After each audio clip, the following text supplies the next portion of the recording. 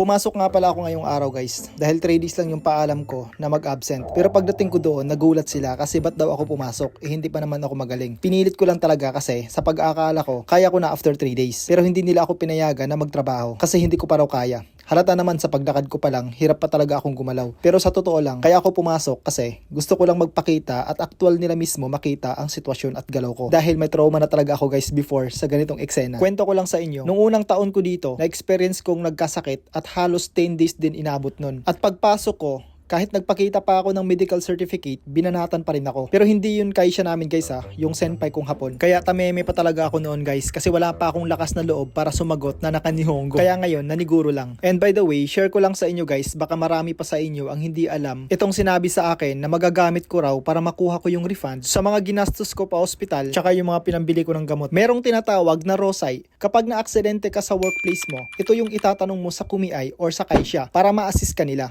At kapag na-approve ang request mo, sagot nila yung ginastos mo, in short, may refund nila. At maaring bayad yung araw na hindi ka nakapasok sa trabaho. And take note guys, ang ROSAI, ginagamit lamang ito kung ang isang aksidente ay nangyari sa workplace mo. Ito yung mga included para makover ka. So ayun guys, shinare ko lang baka makatulong pagdating ng araw kasi sino ba naman ang nangangarap na maaksidente? Syempre wala, di ba? Malaking tulong na rin yan na maibalik yung mga pinanggastos natin sa pagpapa-ospital, pati na rin yung mga pinambili natin ng gamot. Kasi hindi naman natin sinasadya na mangyari yung ganitong pagkakataon. Talagang aksidente ang nangyari. Nagmahal ka sa maling tao. Aray mo.